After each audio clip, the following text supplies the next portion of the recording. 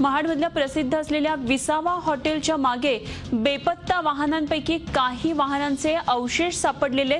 एक मोठं यश हे शोधकार्यामध्ये म्हणता येईल। सावित्री मंगळवारी रात्री वाहून गेले होते सावित्री नदीमध्ये सगळी वाहनं आणि अवशेष या छोट्या वाहनांचे मिळालेले आहेत। 2 बसेस आणि एक टवेरा वाहून गेली होती आणि या संदर्भात आणखी सविस्तर माहिती जाणून घेऊया। आमचे प्रतिनिधी प्रफुल्ल पवार सध्या आपल्या बरोबर आहेत। प्रफुल्ल, काय नेमके अपडेट्स मिळतात, काय ही ताजी माहिती आहे?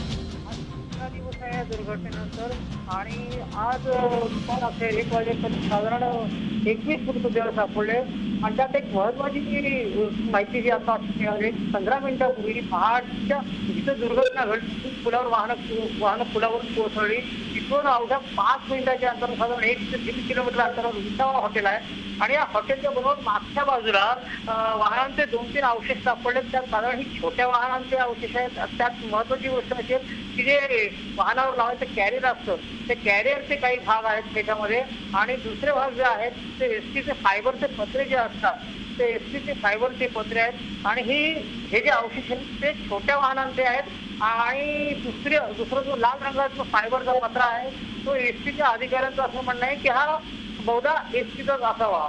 आणि ही सगळ्यात मोठी गोष्ट अशी आहे तिथूनच जवळपास शेळावचा डोह आहे आणि त्या डोहामध्ये त्या वाहनांचे अवशेष असण्याची शक्यता आहे आणि त्या दृष्टीने आता पुढचा तपास सुरू आहे।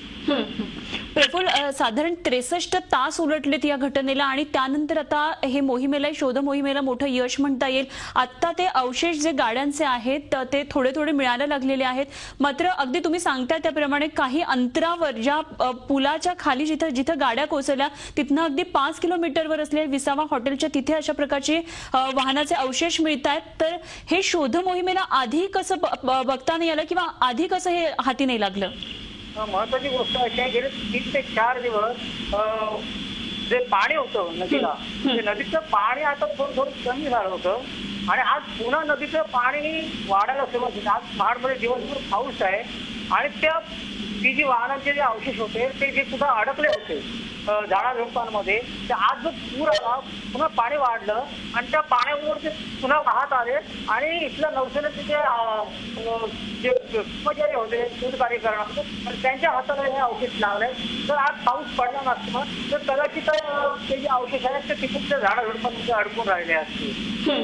पण मग आत्ता जे हे यश आलेलं आहे शोध मोहिमेला, आता इथून पुढे काही तपासाची दिशा वेगळी करण्यात येणार आहे का, काही बदलण्यात येणार आहे का?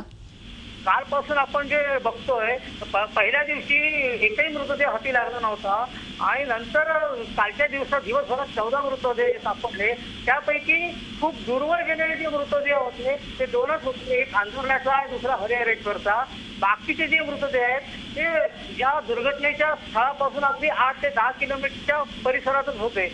त्यामुळे बरेचसे जी शव असतील किंवा जे प्रवासी असतील ते इथंच सापडण्याची शक्यता अधिक आहे आणि त्या दृष्टीने आता या परिसरात नौकांची गस्त वाढवण्यात आलेली आहे।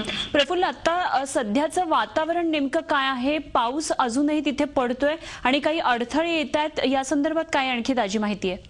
काल दिवसभर पावसाचा जोर खूपच कमी झाला होता, मात्र आज रात्रीपासूनच उशिरापासूनच पावसाला जोरदार सुरुवात झालेली आहे। जे आपत्ती निवारण शोध कार्य करणारे जे बोटिंगमधून फिरणारे जे रिव्हर राफ्टिंग करणारे लोक होते किंवा स्कुबा डायव्हिंगचे लोक होते किंवा काही मच्छीमार बांधव इथं आलेले आहेत सिंधुदुर्ग शोध मोहिमेसाठी, तर त्यांच्या म्हणण्यानुसार आज पाण्याची पातळी वाढलेली आहे 2 ते 3 फुटाने।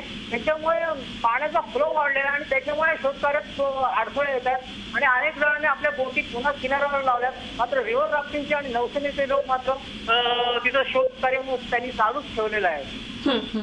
प्रफुल्ल, आतापर्यंत ज्या गाड्यांच्या साधारण जे काही अवशेष सापडले त्याच्यावरून काय काय अंदाजे कुठल्या गाड्या आणि एसटी बसेस बेसिकली जे आतापर्यंत खरं तर शोध लागणं अपेक्षित होतं, अर्थात शोध मोहिमा ज्या होत्या जे पथक होती ती त्या दृष्टीने प्रयत्न करत होते मात्र यश येत नव्हतं, पण आता जे काही अवशेष सापडलेले काय सांगता येते हे कुठल्या कुठल्या गाड्या असाव्यात आणि बसेसच्या बाबतीत बेसिकली काही आणखी कळले का?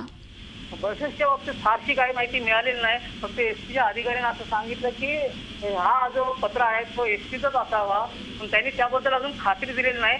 मात्र जे बाकीचे कॅरियर वगैरे असे जे भाग मिळाले आहेत ते वॅगनर सारख्या छोट्या छोट्या गाड्यांचे आहेत। आतापर्यंत जी वाहनं सांगण्यात येत होती त्यात प्रामुख्याने 2 तवेरा सांगितलं जात होते, 2 छोटी छोटी वाहनं सांगितली जात होती आणि 2 एसटीच्या बाबतीत कन्फर्मेशन होतं. परंतु आता हे जे कॅरियर आहे ते वॅगनर सारख्या छोट्या गाड्यांसाठी लावण्यात आल्याचं सांगितलं जातं. त्यामुळे इथं आता जी दुर्घटना घडली त्या दुर्घटनेतील वाहनांची संख्या जास्त असण्याची शक्यता वर्तवली जाते आणि आतापर्यंत साधारण 42 लोक बेपत्ता असल्याची, या मार्गावरून धावणारे 42 लोक बेपत्ता असल्याची माहिती इथल्या जिल्हा प्रशासनाला उपलब्ध झालेली आहे आणि आतापर्यंत साधारण 21 मृतदेह हाती लागले, त्याच्या 17 जणांची ओळख पटलेली आहे. प्रफुल्ल, आता एकंदरीतच जेव्हा हे गाड्यांचे अवशेष तिथे मिळते तर त्याच परिसरामध्ये आता पुन्हा एकदा शोधकार्याला सुरुवात झाली आहे. होय, नक्कीच. कारण ह्या विसावा हॉटेलच्या बाजूला एक मोठा डोह आहे, खेडावचा डोह आहे आणि तिथूनच महाडला पाणी पुरवठा केला जातो. त्यामुळे हा जो खोल डोह आहे त्यातच अधिक वाहनांचे अवशेष किंवा मृतदेह असण्याची शक्यता वर्तवली जाते आणि त्या दृष्टीने आता तपास करायला सुरुवात झालेली आहे. कारण गेले 2 दिवस जे पाणी होतं या नदीतून त्याच्यामुळे ते वाहनं खूप दूरवर वाहून गेले असल्याची सांगितलं जात होतं. परंतु आता हे जे अवशेष मिळाले आहेत त्याच्यामुळे ते ही वाहनं सुद्धा या भागात असावी असा अंदाज वर्तवला जातोय आणि त्यात आता शोधकार्य सुरू करण्यात आलेलं आहे. आणि कुठल्या कुठल्या टीम्स आता एकंदरीतच या शोधकार्यामध्ये आहेत? कारण आपण 1-2 दिवसापूर्वी बघितलं नेव्हीचे हेलिकॉप्टर्स येऊन मॅग्नेट लावून सुद्धा शोध लागत नव्हता या वाहनांचा. आता या कुठल्या टीम्स आहेत ज्या या मोहिमेमध्ये आहेत? नेव्हीचं हेलिकॉप्टर असेल किंवा कोस्टगार्डचं हेलिकॉप्टर असेल, हे हेलिकॉप्टर आज दिवसभरात कुठं फिरकली नाही. कारण जो पावसाचा जोर आहे तो पावसाचा जोर आज पहाटेपासून रात्री उशिरापासूनच सुरू झालेला आहे. त्यामुळे त्यांना इथं हेलिकॉप्टर चालवणं आणि शोध करणं कठीण झालं होतं. त्याच्यामुळे नौदलाच्या माध्यमातून असेल किंवा कोस्टगार्डच्या माध्यमातून असेल किंवा फायबरच्या छोट्या छोट्या हवा भरलेल्या बोटी असतात त्या बोटींच्या माध्यमातून शोध कार्य सुरू आहे. शिवाय रिव्हर राफ्टिंगच्या टीम आजही इथं शोध कार्य सुरू करत आहे आणि सिंधुदुर्गवरून स्कुबा डायव्हिंगच्या टीम ज्या आलेल्या आहेत त्या टीम सुद्धा काम करतात. परंतु त्या पाण्याचा जो जोर वाढला पुन्हा एकदा त्याच्यामुळे त्यांना काम करणं कठीण झालं.